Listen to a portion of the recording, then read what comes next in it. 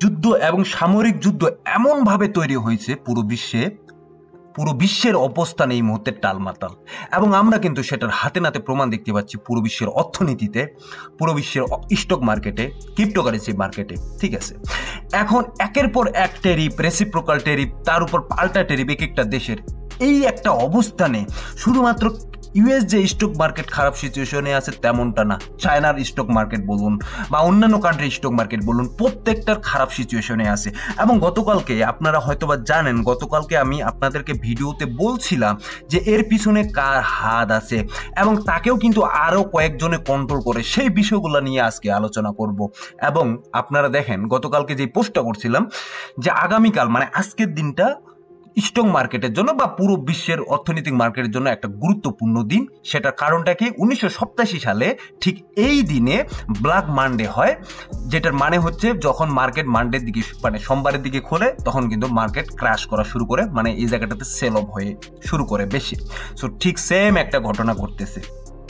দেখুন এর ফলে কি হয়েছে, এর ফলে দেখুন চায়নার মতো স্টক মার্কেটের শেয়ার ফল ডাউন করছে 10%। এখানে ফিউচারের যে জাপানের যে ফিউচার স্টক ফিউচার আছে সেটা কিন্তু সাসপেন্ড করছে ডিউ টু সার্কিট ব্রেকারের জন্য। এবং নাসডাক বলেন, এই জায়গায় S&P 500 বলেন বা ডাউ জোন্স বলেন, এটা গত 24 ঘন্টায় 3.5%, 3.5%, 4.7%-এর মতো এই জায়গাটাতে ডাম্প করছে। ঠিক আছে, এখন দেখুন এই বিশ্বে, এই পুরো বিশ্বে অর্থনীতির যে মূল চাবিকাঠি বা যারা কলকাঠি নাড়ে তারা কারা, আগে তাদেরকে জানতে হবে। এবং তারাই কি চাচ্ছেন যে এই বিশ্বের অর্থনীতি একটু খারাপ হোক? দেখুন আমরা যাদেরকে চিনি এর মধ্যে অন্যতম হচ্ছেন ব্ল্যাক রক এবং জেপি মর্গানের মতো ব্যাংক যেগুলো আছে, তারা চাচ্ছেন যে পুরো বিশ্বে একটা কেওয়াস সৃষ্টি করে, অর্থনীতির একটা বেহাল অবস্থা করে সেই জায়গাগুলো তারা লুফে দিতে, এবং সেই জায়গাটাতে তাদের ফায়দাটা বেশি হচ্ছে। আমি শুধু দুটো কোম্পানি বা ব্যাংকের নাম বললাম, এরকম আরও অনেক ব্যাংক, ইনস্টিটিউট আছে, কোম্পানি আছে যারা চায় যে পুরো বিশ্বের অর্থনীতি বা পুরো বিশ্বের সিচুয়েশন একটু নড়বড়ে থাকুক, এবং সেম একটা ঘটনা ঘটতেছে। এতে ক্ষতিটা কার? আমাদের মতো সাধারণ মানুষদের। শুধুমাত্র ইনভেস্টর না, সাধারণ মানুষ যারা কোনো ইনভেস্টমেন্টে জড়িত না তারাও এই জায়গায় ক্ষতির মুখে পড়তেছে। এবং গতকালকে বা গত পরশু আমি এই বিষয়টা ভালো করে আপনাদেরকে বুঝিয়েছিলাম যে টেরিফের কারণে, একটা দেশের টেরিফের কারণে আরেকটা দেশের কি কি সমস্যা হয় এবং জনসাধারণের কি কি সমস্যা হয়, এই বিষয়গুলোও আলোচনা করছিলাম। এখন দেখুন গতকালকে একজন সিনেটর, একজন উপদেষ্টা বলছেন, হোয়াইট হাউসের উপদেষ্টা, যে তারা এই মার্কেট যে ডাম্প করবে, ক্র্যাশ করতেছে, এটা প্রেসিডেন্ট ট্রাম্পের পরিকল্পনা এটা ছিল না, অন্তর্ভুক্ত ছিল না। বাট আমার মনে হচ্ছে এটাই অন্তর্ভুক্ত ছিল, যেটা আপনাদেরকে গতকাল আমি বলছিলাম। এখন কথা হচ্ছে যে পুরো বিশ্বের অর্থনৈতিক অবস্থা তো খারাপ। যদি আপনি স্টক মার্কেটের দিকে তাকান বা আপনি এখানে US 30, US 500, US টেক দেখেন, প্রত্যেকটা জায়গায় 1200 পয়েন্ট, 164 পয়েন্ট, 638 পয়েন্ট, 74 পয়েন্ট, প্রত্যেকটা জায়গায় কিন্তু এই জায়গায় কলাপস দেখতেছি। এখানে ফ্রান্স, মেক্সিকো, ইউক্রেন, আপনার ইউনাইটেড কিংডম, ইংল্যান্ড, ব্রাজিলের বলেন, প্রত্যেকটা জায়গার যে কোম্পানির যে ইয়াগুলো আছে, স্টকগুলো আছে, সেগুলোর এই জায়গায় আপনারা দেখতে পাচ্ছেন প্রত্যেকগুলায় ফল ডাউন করছে। শুধুমাত্র সাউথ আফ্রিকার এই জায়গায় 1400 পয়েন্ট পরের দিকে গেছে, বাদ বাকি সব জায়গায় ফল ডাউন। এর মানে হচ্ছে আমাদের যে ক্রিপ্টোকারেন্সি মার্কেটে আমরা ইনভেস্ট করছি এটাও কিন্তু ফল ডাউন করতেছে। এবং এই কথাটা বলার একটা মাত্র কারণ, যারা চিন্তা করতেছেন যে শুধুমাত্র ক্রিপ্টোকারেন্সি মার্কেটে এই জায়গাটাতে ফল ডাউন করতেছে, তেমনটা না, সব জায়গায় করতেছে। এবং এটার অন্যতম কারণ হচ্ছে যুদ্ধ, সামরিক যুদ্ধ বলেন বা অর্থনৈতিক যুদ্ধ বলেন, প্রত্যেকটাই এই মুহূর্তে কাজ করতেছে। এবং একটা দেশের সাথে আরেকটা দেশের এই যে রিভেঞ্জ ট্যারিফটার কারণে কিন্তু অবস্থানটা আরো শক্তপোক্ত হয়ে গেছে। আমি আমার দেশ থেকে যদি অন্য দেশের একটা শেয়ার কিনি, সেই শেয়ার কিন্তু এই মুহূর্তে আমি বিক্রি করে দিচ্ছি। সেম ঘটনা করতেছে চায়নার সাথে, আমেরিকার সাথে বা অন্যান্য কান্ট্রিগুলোর সাথে। এবং এই যে আমরা আমাদের মতো রিটেল ইনভেস্টর যারা ইনভেস্ট করে বিভিন্ন বাইরের কান্ট্রির স্টক মার্কেটে, তাদের কাছে এটা তুচ্ছ ব্যাপার।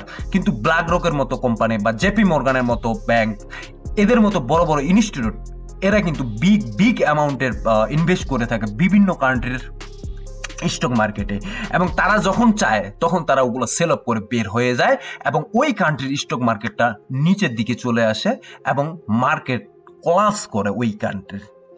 তার মানে এই জায়গায় অর্থনীতির সাথে রাজনীতির যে একটা বিষয় আছে সেই বিষয়টা কিন্তু আপনারা বুঝতে পারতেছেন, এবং এই বিষয়টা আমি খোলাসাভাবে আর বলতে যাব না।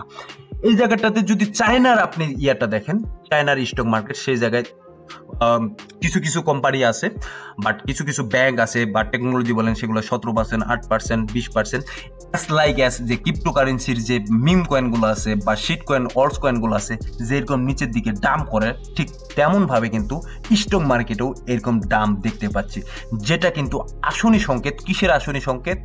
অর্থনৈতিক মন্দার, এবং যেটা বারবার আমি কয়েকদিন ধরে বলে আসতেছি, এবং সেম ঘটনা ঘটতেছে।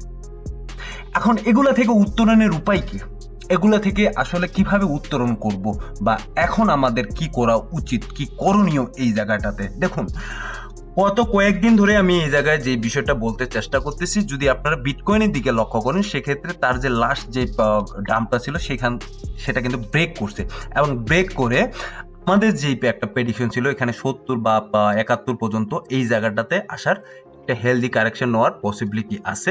যে বিষয়টা কিন্তু আমি আমার যদি 10টা-20টা ভিডিও দেখেন, আমি কিন্তু 10-20টা ভিডিওতে এই জায়গায় বলছিলাম যে এই জায়গাটাতে হেলদি কারেকশন নেওয়ার জন্য এই জায়গাটাতে মার্কেট আসবে 70 পর্যন্ত, ঠিক আছে?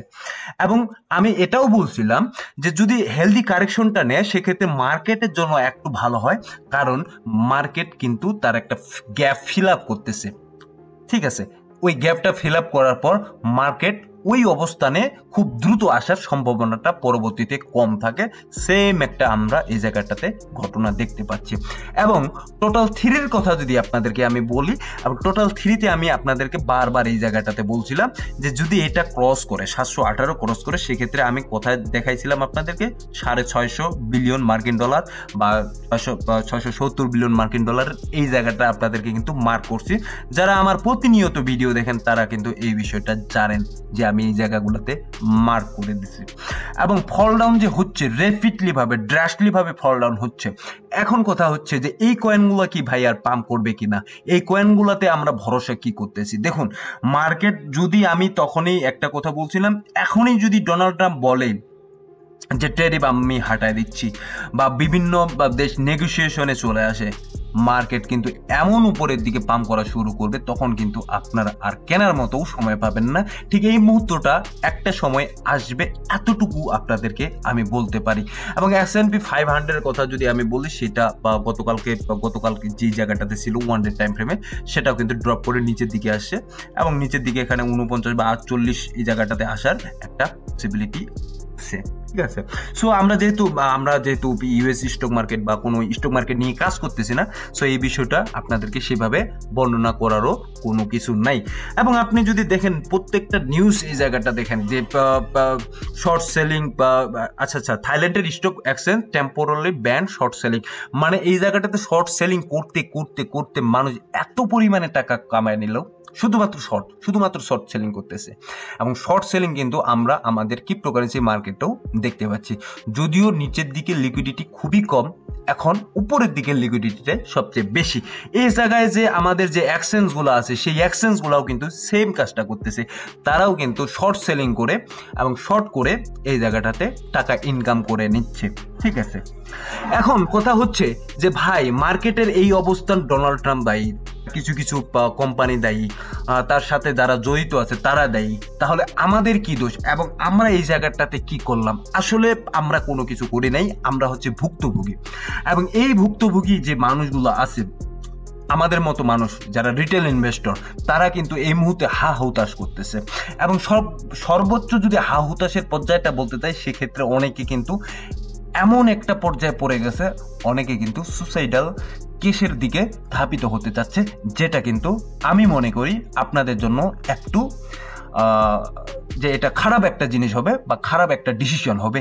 আমি এই জায়গাটাতে যে বিষয়টা আপনাদেরকে বলতে যাচ্ছি, ওভারঅল এটা কিন্তু সবাই করতে চাচ্ছে না, বাট ওভারঅল কিছু মানুষ করতে চাচ্ছে। আমি যেটা বলতে চাচ্ছি, ভয় নয়, অনেক মার্কেট যেহেতু এই জায়গায় ড্রাস্টলি ক্রাশ করছে, ড্রাস্টলি এই জায়গাটাতে নিচের দিকে চলে আসছে পুরো বিশ্বের মার্কেট, সেই হিসাবে আপনি একাই শুধুমাত্র এই জায়গায় নন, অনেক মানুষই আছে, ইভেন আমার মতো ইনভেস্টরও এই জায়গাটাতে আছে। এখন এই জায়গাটাতে আমাদের প্ল্যানটাই থাকবে মার্কেট ধরে থাকা, হোল্ড করা। ঠিক আছে, যদি আপনি এই জায়গাটাতে হোল্ড করতে না পারেন সেক্ষেত্রে আপনাকে কিন্তু আরেকটা সময় পস্তাতে হবে। এই মার্কেট এই জায়গাটাতে বেশিক্ষণ থাকবে না বা বেশি দিন এই জায়গাটাতে থাকবে না, মার্কেট উপরের দিকে উঠবেই, এই হচ্ছে কথা। সো দেখুন, ব্ল্যাক রক বা জেপি মর্গান ব্যাংক বা আদার কিছু যেগুলো হিডেন কোম্পানি আছে যারা মার্কেট নিয়ে খেলে, তারা এই জায়গাটাতে মজা নিচ্ছে, তারা এই জায়গাটাতে চেষ্টা করতেছে নিচের দিকে মার্কেট আনার, এবং তারা কিন্তু সাকসেস। এই সময়টাতে তারা বাইং শুরু করবে, এবং যখন বাইং শুরু করবে তখন মার্কেট ঠিকই উপরের দিকে উঠবে। এখন ওই সময়টাতে যখন মার্কেট উপরের দিকে উঠে যাচ্ছে তখন যদি আমরা কিনতে যাই তাহলে কিন্তু আমরা আবার একটা ট্র্যাপে পড়ে যাব। সো এই মুহূর্তে যারা অলরেডি যারা ইনভেস্ট করে আছেন তারা হোপ রাখুন নিজের মধ্যে, এবং এই মার্কেট সামনের দিকে যখন পাম্প করবে তখন আপনি সেল করবেন, এর আগে না। কারণ আপনার যে পোর্টফোলিওর অবস্থান, পোর্টফোলিওতে কিন্তু আপনার 100 টাকার মধ্যে 80 টাকা নেই বা 70 টাকা নেই, 20 টাকা অথবা 30 টাকা আছে। সো এই 20 টাকা অথবা 30 টাকা নিয়ে বাইরে বের হওয়াটা আমার মনে হয় না যে কোনো একটা মানে ভালো একটা ডিসিশন হবে, বা এই 20 টাকা 30 টাকা নিয়ে বের হয়ে কোনো লাভ হবে না। সো ধন্যবাদ সবাইকে, ভালো থাকবেন, সুস্থ থাকবেন, এবং আমি আশা করব একটু ফ্রেশ থাকবেন, রিফ্রেশমেন্ট থাকবেন। সামনের দিকে আমরা অবশ্যই ভালো কিছু পাবো, এবং প্রত্যেকটা জয়, সামনের দিকে প্রত্যেকটা জয় একসাথে আমরা সেলিব্রেশন করব। সো ধন্যবাদ সবাইকে, ভালো থাকবেন, সুস্থ থাকবেন।